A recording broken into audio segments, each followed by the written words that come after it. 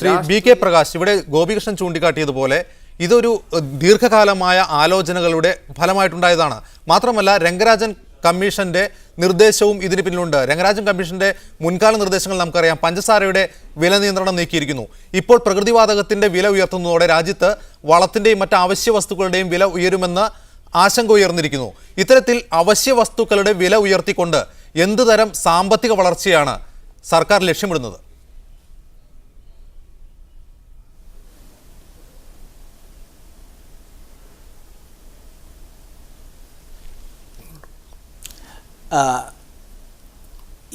ഇവിടുത്തെ ചർച്ചയിൽ നമ്മൾ വന്ന ഒരു പ്രധാനപ്പെട്ട ഒരു കാര്യം, ഒരു കോർപ്പറേറ്റ് സ്ഥാപനത്തിന് പണം ഉണ്ടാക്കാനായിട്ടുള്ള ഒരു പരിപാടിയുടെ ഭാഗമായിട്ട് ആണ് ഈ വിലക്കയറ്റം നടപ്പിലാക്കിയത് എന്നുള്ളൊരു വാദഗതിയാണ് പറഞ്ഞത്. ഒരർത്ഥത്തിൽ അതിനകത്ത് കുറച്ച് കാര്യങ്ങളുണ്ടെന്ന് നമുക്ക് പറയാം. പക്ഷേ ഒരു കാര്യം നമ്മൾ മനസ്സിലാക്കേണ്ട ഒരു കാര്യമുണ്ട്. കാരണം നമ്മുടെ പിന്നീട് ഇന്ധന മേഖലയും അതോടൊപ്പം തന്നെ നമ്മുടെ പിന്നീട് ഈ ഗ്യാസ് മേഖലയിലും അല്ലെങ്കിൽ പെട്രോളിയം മേഖലയിലും നമ്മുടെ സമ്പദ്ഘടന അഭിമുഖീകരിക്കുന്ന പ്രശ്നങ്ങളുടെ ഗൗരവം എന്താണെന്ന് നമ്മൾ കാണണം. ഇന്ത്യക്ക് ആവശ്യമായിട്ടുള്ള ക്രൂഡ് ഓയിലിൻ്റെ 80% നമ്മൾ ഇറക്കുമതി ചെയ്യുന്നു. പിന്നെ അന്തർദേശീയ മാർക്കറ്റിൽ ഈ അടുത്ത കാലത്ത് ക്രൂഡ് ഓയിലിൻ്റെ വിലയിൽ ചെറിയൊരു ഇടിവുണ്ടെങ്കിലും നമ്മുടെ രൂപയുടെ മൂല്യം ഇടിഞ്ഞുകൊണ്ടിരിക്കുന്നു. കഴിഞ്ഞ 6 മാസം കൊണ്ട് 20%-ലധികമാണ് നമ്മൾ രൂപയുടെ മൂല്യം ഇടിഞ്ഞത്. പിന്നെ നമുക്ക് ആവശ്യമായിട്ടുള്ള ഈ ഇന്ധനം ഇറക്കാനായിട്ടുള്ള ഡോളേഴ്സ് ഇല്ലാത്ത ഒരവസ്ഥ നിലനിൽക്കുന്നു. നമ്മുടെ വ്യാപാര കമ്മി വളരെ ഉയർന്നു നിൽക്കുന്നു.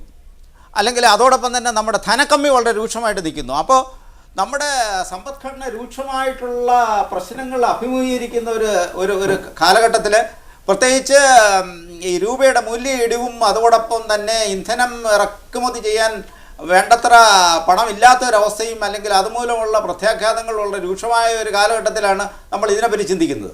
അപ്പോൾ ഇന്ന് മാത്രമല്ല, നമ്മുടെ പ്രകൃതിവാതകം അല്ലെങ്കിൽ നാച്ചുറൽ ഗ്യാസ് ഇവിടെ വൻതോതിൽ ഉൽപ്പാദിപ്പിക്കാനായിട്ടുള്ള അല്ലെങ്കിൽ വേണ്ട ഒരു ഇൻസെൻറ്റീവോ അതിലേക്ക് ആ മേഖലയിലേക്ക് നിക്ഷേപകർ വരാത്തൊരവസ്ഥയുണ്ട്.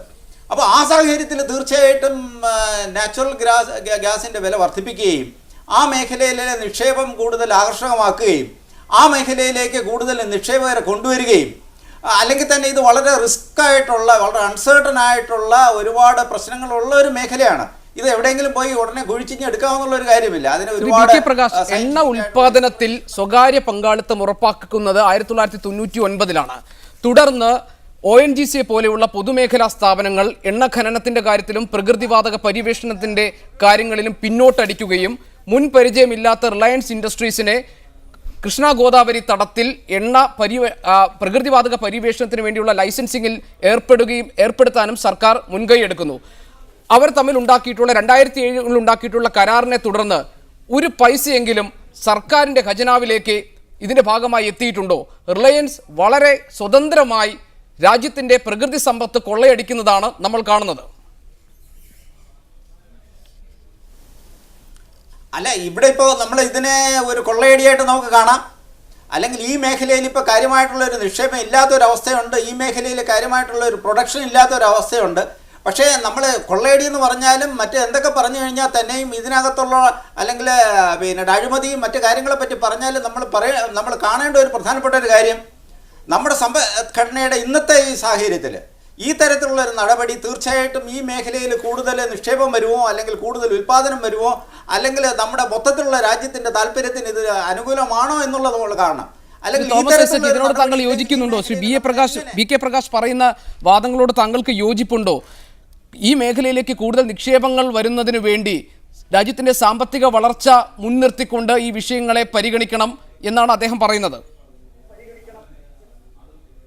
Shri Thomas Isaac. B A Prakash പറഞ്ഞ പല കാര്യങ്ങളുണ്ട്. ആദ്യം അദ്ദേഹം പറഞ്ഞത് നമുക്ക് എണ്ണ ഇറക്കുമതി ചെയ്യേണ്ടി വരുന്നു, നമുക്ക് പ്രകൃതിവാതം ഇറക്കുമതി ചെയ്യേണ്ടി വരുന്നു, വലിയ ഇറക്കുമതി ചെലവ് കൂടുന്നു. അതിന് റിലയൻസിന് വില കൊടുത്താൽ ഇതുണ്ടാവുമോ? 80 million British thermal unit per day ഉൽപ്പാദിപ്പിക്കാന്നാണ് കരാറ്. 27 മില്യൺ ബ്രിട്ടീഷ് തെർമൽ യൂണിറ്റ് ആണ് ഒരു ദിവസം ഇപ്പോൾ ഉൽപ്പാദിപ്പിക്കുന്നത്. രാജ്യത്തിന് വാൾമുനയിൽ നിർത്തി വിലപേശയാണ്. ഞങ്ങൾക്ക് ഈ വില തന്നില്ലെങ്കിൽ ഞങ്ങൾ ഉൽപ്പാദിപ്പിക്കില്ല. കരാർ ലംഘിക്കുന്നവരെ നിരക്ക് നിർത്താൻ ഇവിടെ നാട്ടിൽ നിയമമില്ലേ? ഒന്ന്. രണ്ട്, അദ്ദേഹം പറഞ്ഞത് നമ്മുടെ ഫിസ്ക്കൽ ഡെഫിസിറ്റ് കൂടിക്കൊണ്ടിരിക്കുകയാണ്. ഈ വില വർദ്ധിപ്പിച്ചാൽ അതിന്റെ സബ്സിഡി ഒന്നുകിൽ ജനങ്ങളുടെ മേൽ ഭാരടിച്ചേൽപ്പിക്കണം, അല്ലെങ്കിൽ സബ്സിഡി നൽകണം. 75,000 കോടി രൂപയാണ് അടുത്ത 5 വർഷം കൊണ്ട് ഈ ഇനത്തിൽ മാത്രം സബ്സിഡി ആയിട്ട് കൂടുതൽ കൊടുക്കേണ്ടി വരുന്നു. ബി എ പ്രകാശ് പറഞ്ഞതിലെ ഏക ന്യായം എന്താണെന്ന് വെച്ചാൽ, ഇന്ത്യയിൽ വന്നു കഴിഞ്ഞാൽ ഇങ്ങനെ നാടിന്റെ സ്വത്ത് ഇഷ്ടം പോലെ കൈയിട്ട് വാരാൻ സർക്കാർ കൂട്ടു നിൽക്കും എന്നുള്ള സന്ദേശം നൽകി ഇതിനു വേണ്ടി വിദേശത്ത് നിന്ന് നമ്മുടെ നാട്ടിലേക്ക് മൂലധനത്തെ ക്ഷണിക്കാം.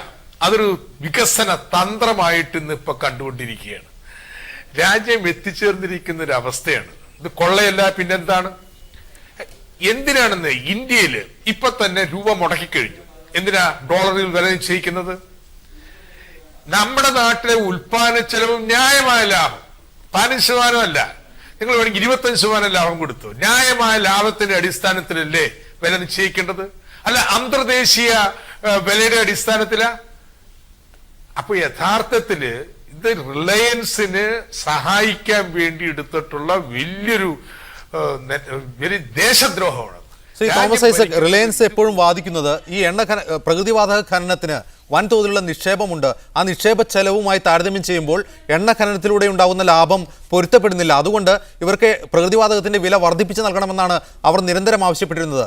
ഇതിൽ വല്ല വസ്തുതയുമുണ്ടോ? ടെൻഡർ വിളിച്ചാ കൊടുത്തത്, അന്തർദേശീയമായിട്ടുള്ള ടെൻഡർ വിളിച്ച് ആ ടെൻഡറിൽ അവര് പറഞ്ഞിട്ടുണ്ട് 2.4 ബില്യൺ ഡോളർ നിക്ഷേപം ഞങ്ങൾക്ക് വേണ്ടി വരുള്ളൂ. എന്നിട്ട് ഉൽപാദനം ഇരട്ടിയാവുന്നു എന്ന് പറഞ്ഞ് 2.4 ബില്യൺ അവര് 8 ബില്യനായിട്ട് കൂട്ടി. അവര് പറഞ്ഞ മൂലധന നിക്ഷേപത്തിന്റെ ആവശ്യം ഇന്ത്യ സർക്കാർ അംഗീകരിച്ചു കൊടുത്തിരിക്കുക.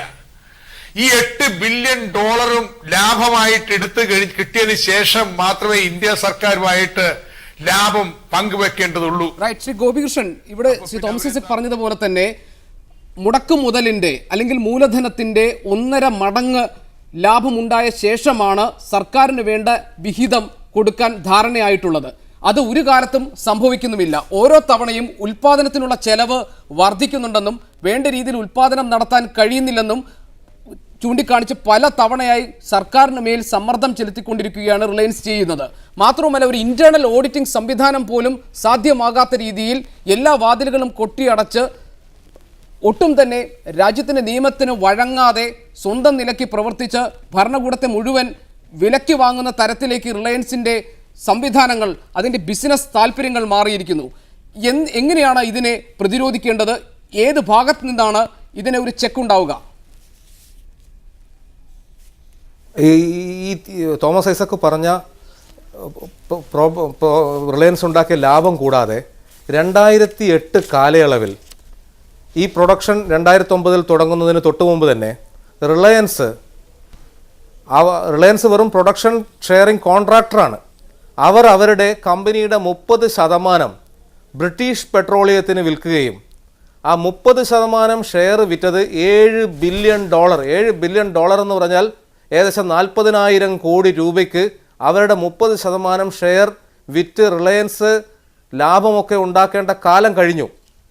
ഇന്ത്യയിൽ ആദ്യമായിട്ടാണ്, അതായത് നമ്മൾ ഈ രാജ്യത്തെ പൗരന്മാരാണ്, ഇത് നമ്മുടെ ക്യാബിനറ്റാണ് എന്ന് നമുക്ക് പറയുവാൻ ലജ്ജ തോന്നുന്ന രീതിയിൽ റിലയൻസിനോട് നിങ്ങൾക്ക് എത്ര ചെലവുണ്ട്, എന്താണ് നിങ്ങളുടെ ചെലവ് എന്ന് ഓഡിറ്റ് ചെയ്യാൻ ഭരണഘടനാ സ്ഥാപനമായ കൺട്രോളർ ആൻഡ് ഓഡിറ്റർ ജനറലിനെ പോലും സമ്മതിക്കാതെ ഇത്തരത്തിൽ, അതായത് ധാർഷ്ട്യം, അധികാര കേന്ദ്രത്തിൽ ക്യാബിനറ്റിൽ 75% എൻ്റെ കൈകളിലാണ് എന്ന് പറയുന്ന ധീരുഭായ് അംബാനിയുടെ ധാർഷ്ട്യമാണ് അദ്ദേഹത്തിൻ്റെ പിന്മുറക്കാരായ മുകേഷ് ആയാലും അനിലായാലും അവരവർ ഉൾപ്പെട്ടിരുന്ന മേഖലകളിൽ ഇന്ത്യയിലെ പ്രകൃതി സമ്പത്ത് മുഴുവൻ ഈ കോർപ്പറേറ്റ് കക്ഷികൾക്ക് കൊടുത്തിരിക്കുന്നത്.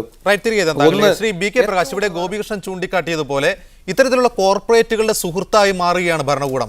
ഒരേ സമയം തന്നെ വിദേശ നിക്ഷേപം ആകർഷിക്കാൻ വേണ്ടി സാമ്പത്തിക വളർച്ചയിൽ ശ്രദ്ധ കേന്ദ്രീകരിച്ചുകൊണ്ടുള്ള പരിഷ്കാരങ്ങൾക്ക് നിരന്തരം ശ്രമിക്കുന്നു.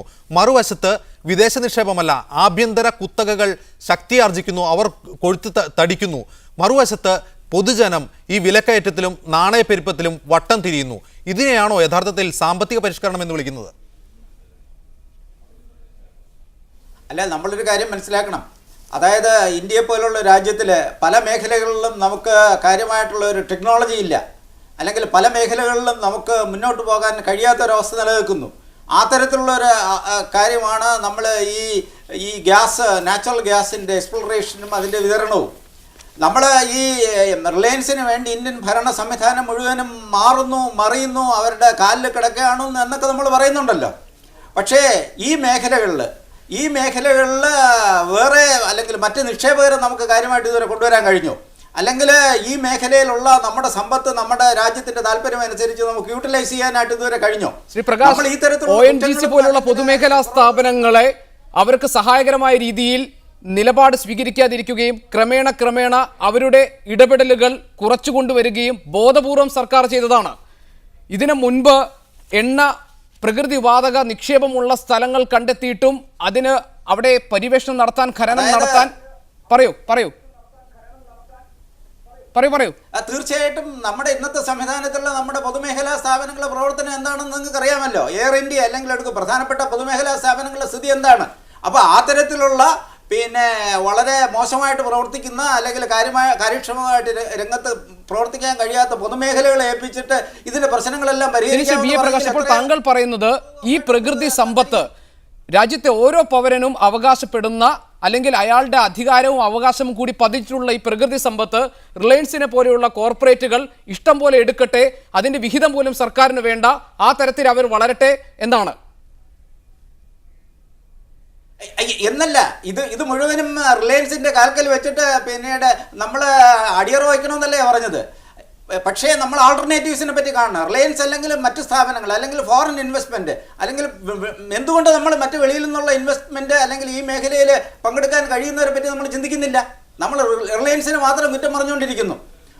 എന്തുകൊണ്ട് നമ്മൾ ഇതിനൊരു ആൾട്ടർനേറ്റീവ് ആയിട്ടുള്ള ഒരു പരിഹാരം ഇതുവരെ നമുക്ക് തിരികെ എത്താം. ശ്രീ തോമസ് ഐസക്, ഇവിടെ പ്രകാശ് സൂചിപ്പിച്ചതിനോട് താങ്കളുടെ പ്രതികരണം എന്താണ്? യഥാർത്ഥത്തിൽ വിദേശ നിക്ഷേപം ആകർഷിച്ചുകൊണ്ട് മാത്രമല്ലേ രാജ്യത്തിന്റെ സാമ്പത്തിക വളർച്ച സാധ്യമാകൂ ഇന്നത്തെ കാലത്ത്? വാദത്തിന് അംഗീകരിച്ചു കൊടുക്കുക. മുതലാളിത്തം വേണമെങ്കിലും പ്രകാശ്, നല്ല മുതലാളിത്തം വേണ്ടേ, സത്യസന്ധതയുള്ളത്? ഇത് ടെൻഡർ വിളിച്ച് ഒരു ക്യാപിറ്റൽ ഇൻവെസ്റ്റ്മെന്റ് കണക്കിന്റെ അടിസ്ഥാനത്തിൽ കരാർ ഉറപ്പിക്കുന്നു. അതിനുശേഷം രാഷ്ട്രീയ സ്വാധീനം ഉപയോഗിച്ചിട്ട് ഈ കമ്പനി അവരുടെ വില കൂട്ടുന്നു, ക്യാപിറ്റൽ ഇൻവെസ്റ്റ്മെന്റ് തുക കൂട്ടുന്നു, എന്നിട്ട് ഞങ്ങൾക്ക് നാടിന്റെ സ്വത്ത് ഫ്രീ ആയി കിട്ടിയിട്ടെന്ന് പറഞ്ഞിട്ട്, നാടിന്റെ സ്വത്താണ്, 30% ഷെയർ ബ്രിട്ടീഷ് പെട്രോളിയത്തിന് വിൽക്കുന്നു, $7 ബില്യൺ സമ്പാദിക്കുന്നു. ആകെ മുടക്ക് മുതൽ 8 ബില്യനാണ്, അതിൽ 7 ബില്യൺ വന്നു കഴിഞ്ഞു. ഇതാണ് ക്രോണി ക്യാപിറ്റലിസം എന്ന് പറയുന്നത്. നിങ്ങളുടെ ഇഷ്ടക്കാര്, റിലയൻസ് ഇഷ്ടക്കാരനാണ്, എന്നാ അവന് കൊടുക്കുക, അവന് നാടിന്റെ സ്വത്ത് എടുത്തു കൊടുക്കുക.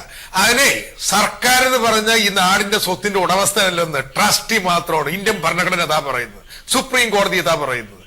മൻമോഹൻ സിംഗിനും ചിദംബരത്തിനൊക്കെ നിലവിട്ടു പോയിരിക്കുന്നു. കാരണം എന്താണെന്ന് വെച്ച് കഴിഞ്ഞാൽ രാജ്യം വലിയ തകർച്ചയുടെ വക്കിലേക്ക്